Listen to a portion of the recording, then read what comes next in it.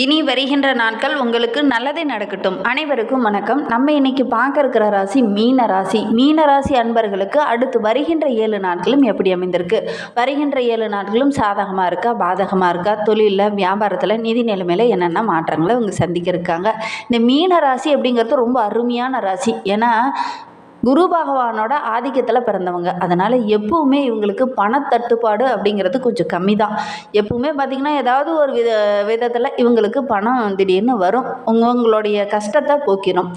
பல அதிசயங்கள் இந்த மீனராசி என்பர்களுடைய வாழ்க்கையில் நடந்திருக்கா இல்லையாங்கிறத மறக்காமல் எங்களுடைய கமெண்ட் பாக்ஸில் தெரிவிங்க. இந்த மீன ராசியில் பூரட்டாதி 4ஆம் பாதமும், உத்திரட்டாதி 1, 2, 3, 4 பாதங்களும், ரேவதி 1, 2, 3 பாதங்களும் இந்த மீன ராசியில் அடங்கும். இந்த மீன ராசி என்பர்கள் எப்பவுமே பார்த்திங்கன்னா அடுத்தவங்களுக்கு ஒரு கஷ்டம், ஒரு பிரச்சனை அப்படின்னா ஓடி போய் உதவி செய்வாங்க.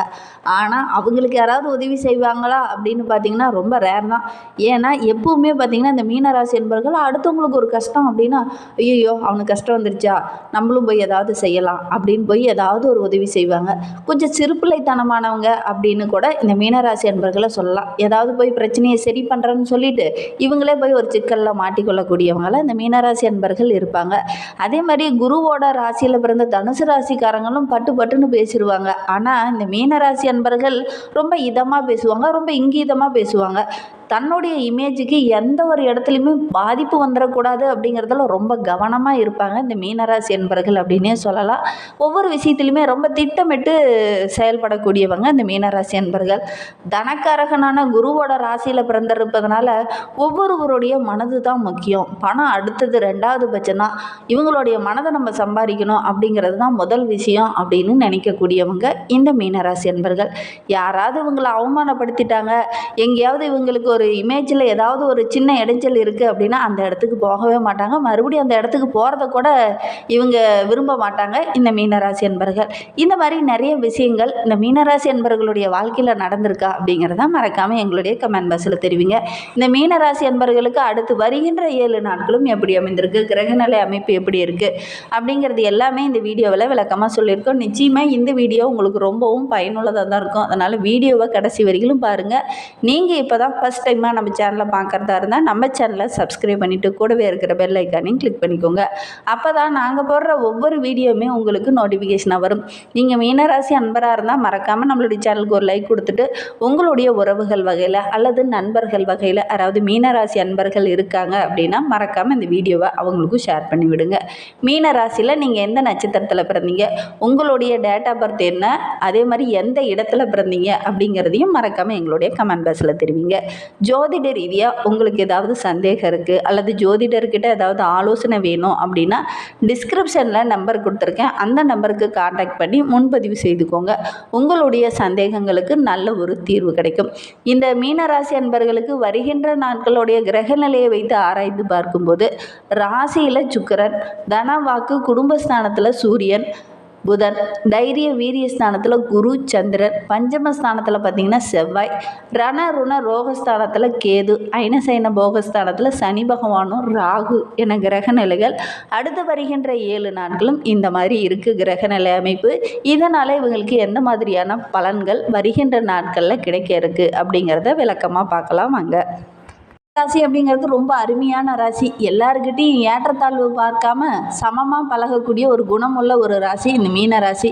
இவங்களுக்கு வருகின்ற நாட்களை பொறுத்த வரைக்கும் கொடுத்த வாக்கை காப்பாற்றி நல்ல ஒரு மதிப்பு, நல்ல ஒரு பெயர், புகழ் இதெல்லாம் பெறக்கூடிய ஒரு அற்புதமான வாரமாக வருகின்ற வாரம் அமைந்திருக்கு. பணம் வரது ஓரளவுக்கு திருப்திகரமாகவே இருக்குது. மனதில் ஏதோ ஒரு விதமான டென்ஷன், ஒரு விதமான குழப்பம் இதெல்லாம் வருகின்ற வாரத்தில் ஏற்படும். கொஞ்சம் கவனமாக இருங்க. உடல் சோர்வு கொஞ்சம் அதிகமாக இருக்கும். முயற்சியில் கூட நல்ல ஒரு வெற்றி கிடைக்கக்கூடிய யோகம் இருக்குது. ஆனால் உங்களுடைய மனதில் ஏதோ ஒரு குழப்பம் இருந்துக்கிட்டே இருக்கும். புதிய நபர்களுடைய அறிமுகத்தால் நிறைய நன்மைகள் இந்த மீனராசி என்பர்களுடைய வாழ்க்கையில் வருகின்ற நாட்களில் கிடைக்கிறதுக்கு அப்படின்னே சொல்லலாம்.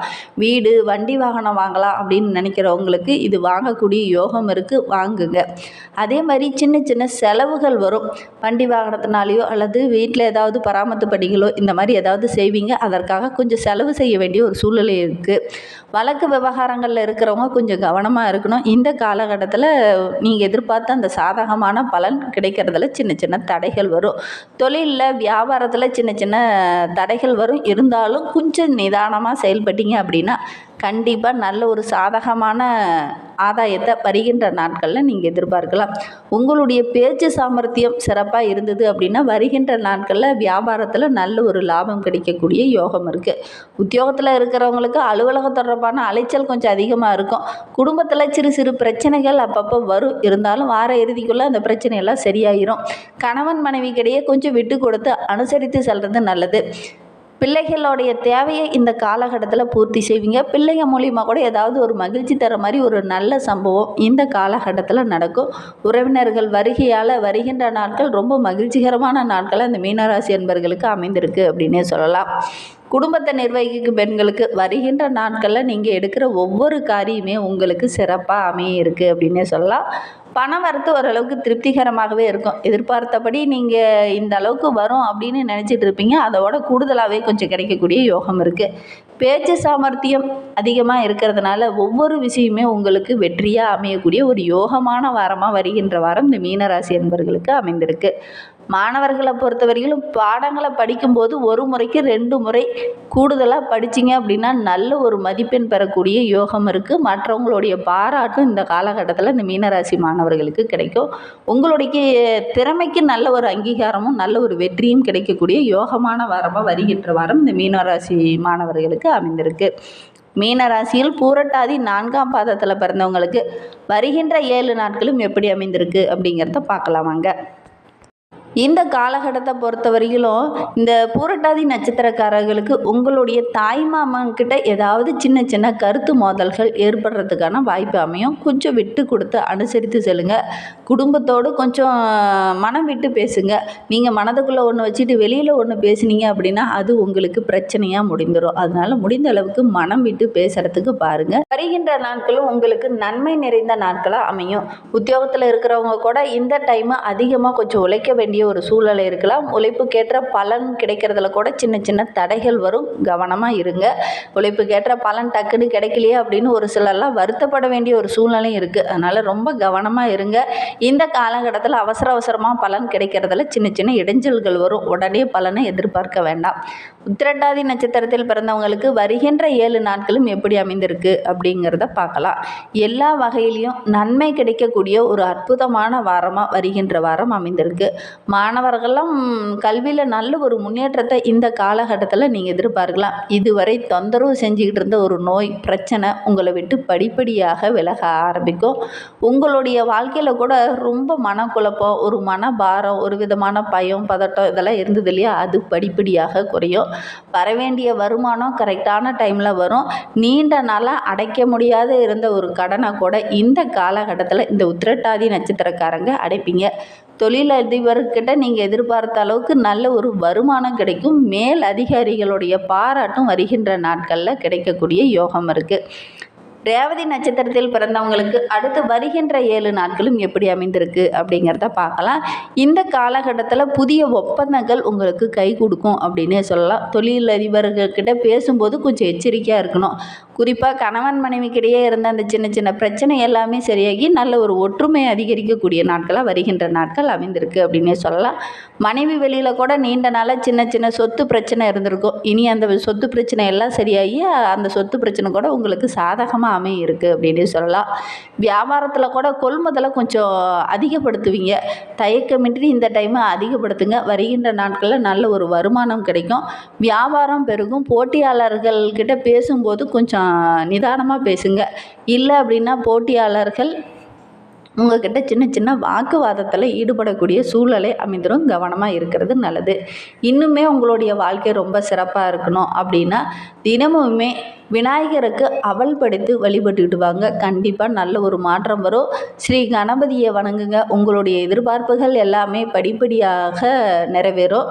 போட்டிகள் குறையும். எல்லாவற்றில் இருந்த தடைகளும் நீங்கி நன்மை அதிகரிக்கும். நம்பிக்கையோட விநாயகர் பெருமானை வழிபட்டுக்கிட்டு வாங்க. கண்டிப்பாக நல்ல ஒரு மாற்றம் வரும். விநாயகரை நம்பினோர் கைவிடப்பட மாட்டாங்க. அதனால் முடிந்தால் நீங்கள் இந்த ஒரு விஷயத்தை தினமுமே செய்கிறது நல்லது. இந்த மாதிரி பயனுள்ள தகவலை நீங்கள் தொடர்ந்து கேட்கணும் அப்படின்னு நினச்சிங்கன்னா நம்ம சேனலை சப்ஸ்கிரைப் பண்ணிவிட்டு கூடவே இருக்கிற பெல் ஐக்கானையும் கிளிக் பண்ணிக்கோங்க. அப்போ தான் நாங்கள் போடுற ஒவ்வொரு வீடியோவுமே உங்களுக்கு நோட்டிஃபிகேஷனாக வரும். நீங்கள் மீனராசி அன்பராக இருந்தால் மறக்காமல் நம்மளுடைய சேனலுக்கு ஒரு லைக் கொடுத்துட்டு உங்களுடைய உறவுகள் வகையில் அல்லது நண்பர்கள் வகையில் யாராவது மீனராசி அன்பர்கள் இருக்காங்க அப்படின்னா மறக்காமல் இந்த வீடியோவை அவங்களுக்கும் ஷேர் பண்ணி விடுங்க. தேங்க்யூ.